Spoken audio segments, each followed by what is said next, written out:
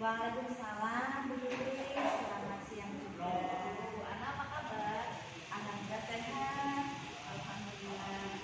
Begini Bu Ana, mohon izin, saya dari CGP Angkatan 9 itu ada tugas demonstrasi kontekstual tentang pengambilan keputusan melalui nilai-nilai kebajikan sebagai seorang pemimpin.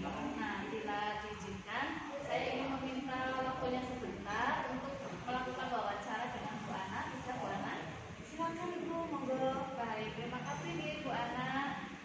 Begini Bu Ana, selama ini bagaimana Bu Ana bisa mengidentifikasi kasus-kasus yang merupakan dilema etika maupun rujukan moral? Jadi begini Bu Fitri, saya mengidentifikasinya itu dari jenis permasalahan yang terjadi atau yang dihadapi. Selain itu dengan situasi dan kondisi yang dialami. Baik, jadi identifikasi terlebih dahulu ya Bu Ana ya. Betul. Oke, selama ini bagaimana Bu Ana menjalankan pengambilan keputusan di sekolah, terutama untuk kasus-kasus di mana ada dua kepentingan yang sama-sama benar atau mengandung nilai kebajikan? Baik. Jadi dalam hal ini pengambilan keputusan itu harus bisa meminimalisir risiko yang ditanggung. Artinya pengambilan keputusan harus berpegang pada keberpihakan terhadap anak didik kita. Kemudian selama ini saya juga mempertimbangkannya dengan memperhatikan kelebihan dan kekurangan sehingga dapat dijadikan sebagai masukan dalam mengambil keputusan tersebut. Baik, berarti tetap berpihak kepada murid ya Bu Ana ya? Betul. Oke, begini Bu Ana, apakah ada langkah-langkah atau prosedur dalam pengambilan keputusan ini? Tentunya yang dimusyawarahkan jika itu berkenan dengan kepentingan bersama. Jika bersifat pribadi, maka melalui pendekatan personal begitu Ibu. Berarti kita tetap ada ya pendekatan-pendekatan personal seperti itu untuk pengambilan keputusan yang dilakukan oleh Bu Ana. Baik, dari yang Bu Ana jelaskan tadi, kira-kira menurut Bu Ana itu apa yang menjadi langkah paling efektif Bu untuk menyelesaikan masalah dalam pengambilan keputusan? Jadi cara pemecahan masalahnya itu yaitu dengan kolaborasi rekan sejawat. Artinya musyawarah tim begitu Ibu Fitri.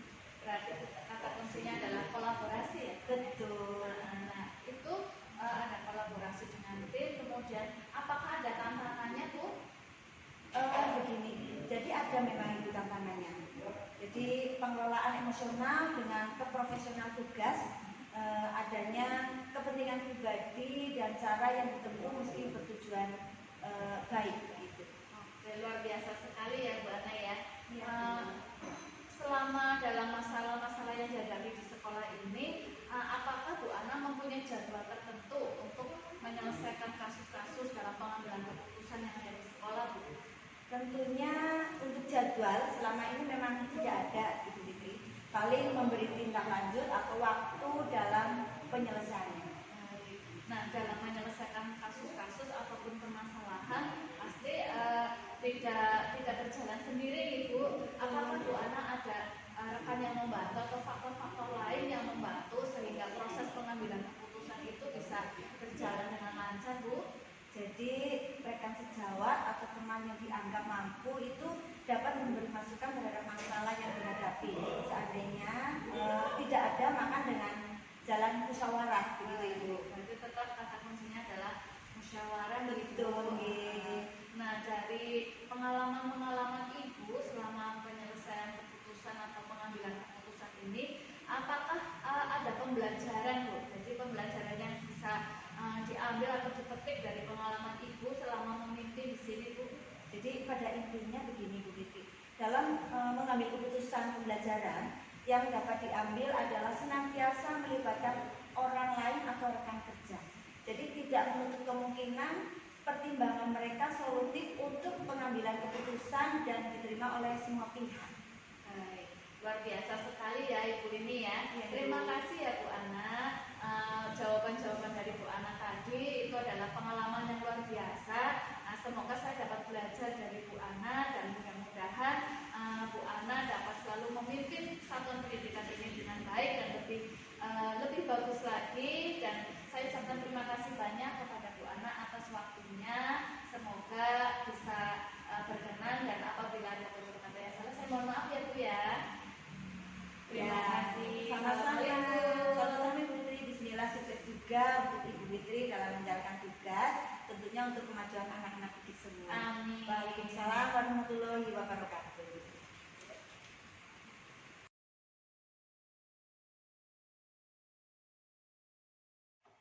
Assalamualaikum Bu Endang, selamat pagi. Waalaikumsalam warahmatullahi wabarakatuh. Selamat pagi juga Ibu.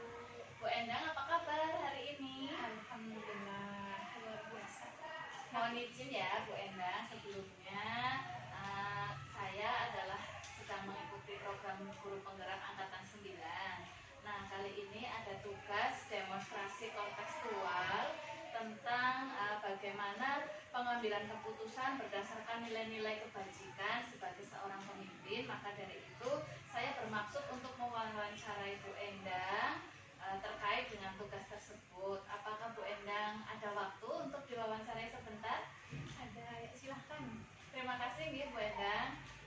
Begini Bu Endang, selama ini bagaimana Ibu menjalankan pengambilan keputusan di sekolah, terutama terkait dengan kasus-kasus di mana ada dua kepentingan yang sama-sama benar dan mengandung nilai kebajikan? Baik.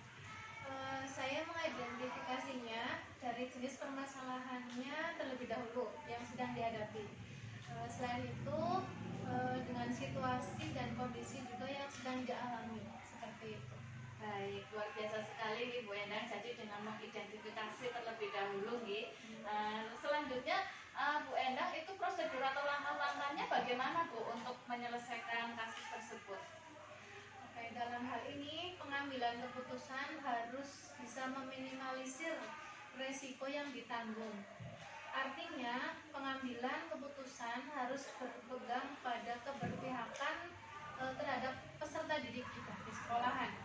Nah, selama ini saya mempertimbangkannya dengan memperhatikan kelebihan serta kekurangannya sehingga dapat dijadikan sebagai masukan dalam mengambil keputusan. Baik, luar biasa sekali ya Bu Endang ya. Kita mempertimbangkan kelebihan dan juga kekurangannya. Apa ada langkah-langkahnya Bu Endang atau prosedur tertentu seperti itu? Oke, tentunya ada ya Bu. Di sini pertama itu dimusyawarahkan terlebih dahulu jika itu berkenaan dengan kepentingan bersama, karena di sekolahan kan kita bersama, tidak bisa sendiri-sendiri. Nah, jika bersifat pribadi maka akan saya lalui dengan pendekatan secara personal seperti ini. Itu tergantung permasalahannya ya Bu ya. Jadi menurut Bu Endang selama ini dalam pengambilan keputusan, kira-kira langkah apa yang paling efektif dalam pengambilan keputusan tersebut Bu Endang? Begini, cara pemecahan masalahnya yaitu dengan kolaborasi rekan sejawat, kemudian saya juga mengadakan musyawarah dalam tim. Berarti kata kuncinya adalah kolaborasi, Ya, musyawarah dengan tim. Baik. Nah, selanjutnya nih Bu, menurut Ibu itu apakah ada tantangan dalam penyelesaian ataupun pengambilan keputusan di sekolah? Ya, tentunya ada ya. Dalam pengelolaan emosional yang terkait keprofesionalan tugas, adanya kepentingan pribadi juga itu salah satunya. Kemudian cara yang ditempuh meski bertujuan baik, namun tidak semuanya diterima oleh mereka dengan baik seperti itu. Baik, selanjutnya apakah dalam penyelesaian masalah ataupun pengambilan keputusan tersebut Ibu mempunyai jadwal tertentu atau bersifat insidental atau bagaimana Bu?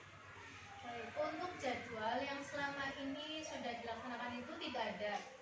Namun di sini yang paling memberi tindak lanjut atau waktu itu dalam penyelesaiannya itu ada tindak lanjut atau waktu itu sendiri, namun tidak terjadwal.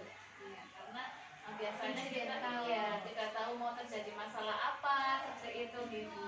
Oke, baik Ibu, selanjutnya adakah seseorang atau faktor-faktor yang selama ini mempermudah Ibu atau membantu Ibu dalam proses pengambilan keputusan di kasus-kasus dilema etika? Ya, di sini ada rekan sejawat di sekolah kami dan juga ada istilahnya teman ya, yang bisa dianggap mampu dapat memberikan masukan atau solusi terhadap masalah yang sedang dihadapi. Nah, seandainya kalau tidak ada yang memberikan solusi, maka dengan jalan musyawarah secara bersama. Tetap musyawarah itu solusi yang utama ya Bu ya. Betul sekali. Baik Ibu, kira-kira dari yang Ibu sampaikan tadi dari awal sampai dengan tadi, apakah pembelajaran yang bisa didapat Bu dari pengalaman Ibu dalam proses pengambilan keputusan ini? Pada intinya dalam mengambil keputusan, pembelajaran yang dapat diambil adalah yang pertama, senantiasa melibatkan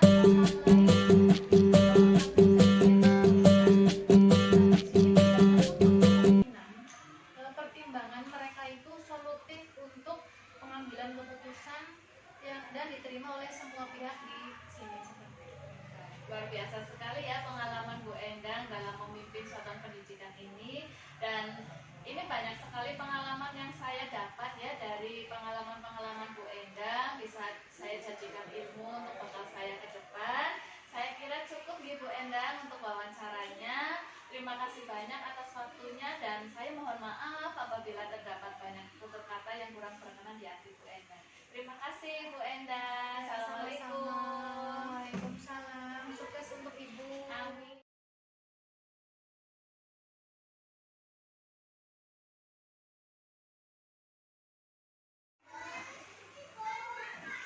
Assalamualaikum Bapak. Waalaikumsalam. Ya. Mohon maaf Pak Farid mengambil waktunya sebentar nih. Begini Bapak, saya dari CGP Angkatan 9, bahwa dalam tugas demonstrasi kontekstual itu kami ada tugas untuk mewawancarai dengan kepala sekolah terkait dengan pengambilan keputusan berbasis nilai-nilai kebajikan sebagai pemimpin. Apakah Pak Farid ada waktu untuk diwawancara? Ada. Baik, terima kasih Pak Farid. Sama-sama. Begini Pak, selama ini bagaimana Bapak menjalankan pengambilan keputusan di sekolah, terutama untuk kasus-kasus di mana ada dua kepentingan Pak, yang kasus itu sama-sama benar atau mengandung nilai kebajikan. Nah, kaitannya dengan apa namanya tadi permasalahan hubungan etika, otomatis yang saya lakukan dengan yang pertama mengidentifikasi permasalahan tersebut. Kemudian yang kedua dampaknya, yaitu dengan cara meminimalisir dari dampak-dampak tersebut. Oh, baik. Jadi meminimalisir nih Pak dari dampak yang terjadi nih. Nah, iya. Kemudian langkah-langkah atau prosedur apa nih yang Bapak biasa lakukan selama ini dalam pengambilan keputusan? Nah, dalam pengambilan keputusan otomatis yang kita lakukan pertama dengan mempertimbangkan sebab akibatnya, yaitu dengan meminimalisir masalah tersebut, tetapi kita tetap berorientasi keberpihakan kepada peserta didik. Oke Pak, lihat kepada murid nih Pak. Ya betul. Jadi selama ini hal-hal apa saja yang menurut Bapak itu dianggap paling efektif Pak dalam pengambilan keputusan, terutama untuk kasus-kasus yang berkaitan dengan dilema etika? Nah, hal yang ibaratnya kita efektif yaitu dari cara pemecahan masalah, yaitu dengan kita merujuk kepada kepentingan umum atau kepentingan bersama. Seperti itu. Kira-kira menurut Bapak apakah selama ini apakah yang menjadi tantangan Pak dalam pengambilan keputusan tersebut? Nah, otomatis berkaitan dengan tantangan, yaitu kaitannya dengan kita bagaimana mengelola emosi. Nah, yaitu dengan cara kita melaksanakan secara profesional dalam menjalankan tugas. Kemudian yang kedua yaitu dengan orientasi kepada kepribadian kita sebagai seorang pendidik, ya, yang mana semua itu merujuk kepada tujuan yang baik di satuan pendidikan kita. Baik, luar biasa sekali ya Pak Farid. Nah kemudian nih Pak, apakah dalam pengambilan keputusan tersebut Bapak sudah memiliki jadwal tertentu sehingga dalam penyelesaian masalahnya itu sesuai prosedur atau bagaimana? Nah, kaitannya dengan masalah, yang namanya masalah itu kan tidak dapat terjadwal, muncul secara tiba-tiba. Nah, maka kita tidak ada jadwal, diselesaikan sesuai dengan kondisi yang ada. Ya, situasional ya Pak ya? Iya, betul. Kira-kira ada seseorang atau faktor-faktor apa Pak yang selama ini bisa mempermudah atau membantu Bapak dalam pengambilan keputusan dari kasus-kasus dilema etika Pak? Nah, kaitannya dengan masalah dilema etika, kita ibaratnya ada beberapa faktor yang dapat membantu kita dalam mempermudah permasalahan masalah. Otomatis yang pertama itu adalah rekan sejawat yang ada di satuan pendidikan, yang kedua tokoh masyarakat, kemudian yang ketiga adalah komite sekolah selaku mitra sekolah. Saling berkolaborasi ya Pak Iya, ya, sudah betul, paket lengkap kolaborasi. dari satuan pendidikan Bapak ya. Betul. Nah dari semua hal yang tadi Bapak sampaikan itu kira-kira pembelajaran apa yang dapat Bapak petik dari pengalaman Bapak selama memimpin di satuan pendidikan ini dalam pengambilan keputusan terkait dengan dilema etika Pak? Nah, yang dapat saya petik dari pelajaran dengan adanya permasalahan ini otomatis yaitu kaitannya dengan kita melibatkan yaitu stakeholder yang ada seperti tadi rekan sejawat, tokoh masyarakat, tokoh agama, komite. Nah, ibaratnya di situ ada kolaborasi dan koordinasi. Jadi kata kuncinya kolaborasi dan koordinasi. Baik, luar biasa sekali Pak Farid. Saya kira sudah cukup Bapak untuk wawancaranya. Terima kasih sekali atas waktunya dan mohon maaf nih Pak apabila selama tadi wawancara ada kata saya yang kurang berkenan, mohon dimaafkan. Sama-sama. Kata wassalamualaikum warahmatullahi wabarakatuh. Waalaikumsalam warahmatullahi wabarakatuh. Mari, Selamat Bapak.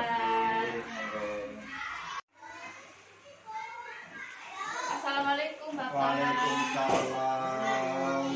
Ya. Mohon maaf Pak Farid mengambil waktunya sebentar nih.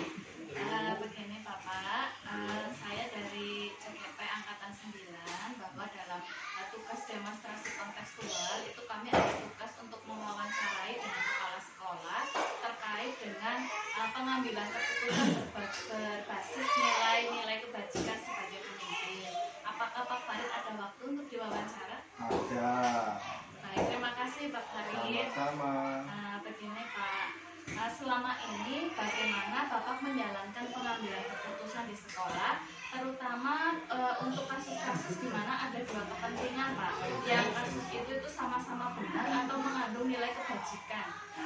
Nah, kaitannya dengan apa namanya tadi permasalahan dilema etika, otomatis yang saya lakukan dengan yang pertama mengidentifikasi permasalahan tersebut.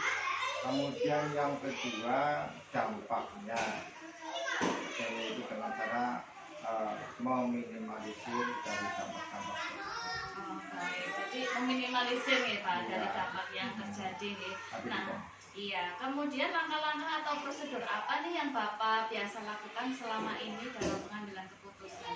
Nah, dalam pengambilan keputusan otomatis yang kita lakukan pertama dengan mempertimbangkan sebab akibatnya, yaitu dengan meminimalisir masalah tersebut. Tetapi kita tetap berorientasi keberpihakan kepada peserta didik.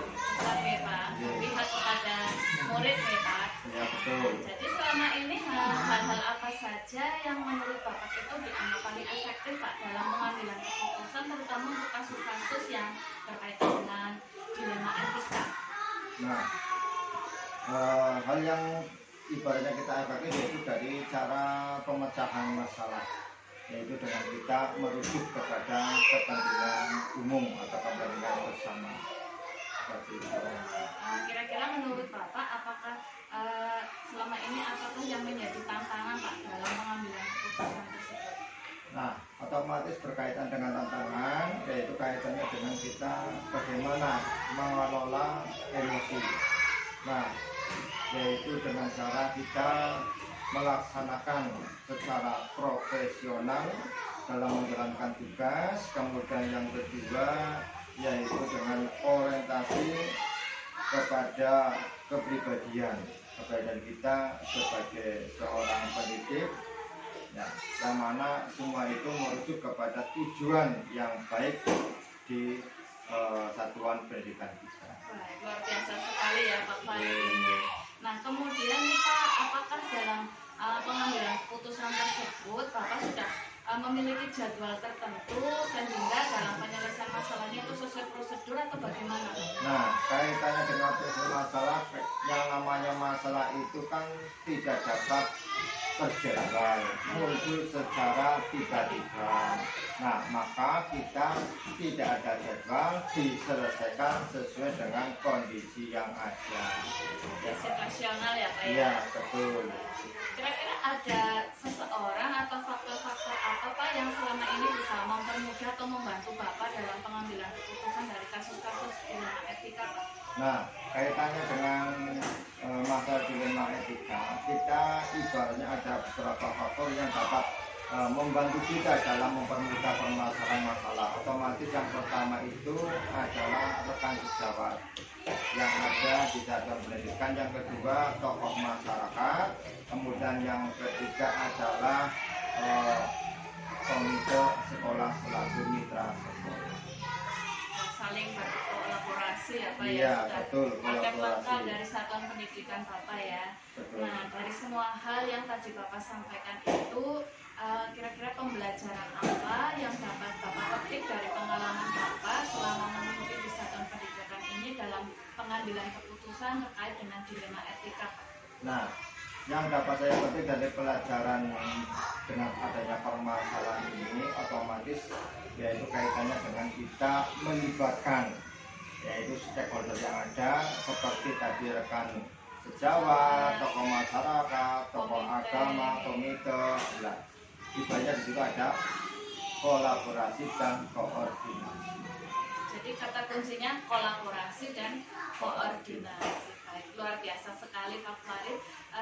Saya kira sudah cukup Bapak untuk wawancaranya.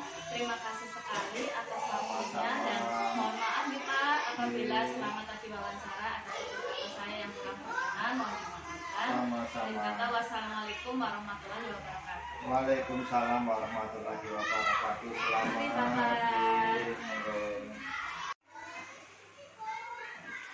Assalamualaikum Bapak. Waalaikumsalam.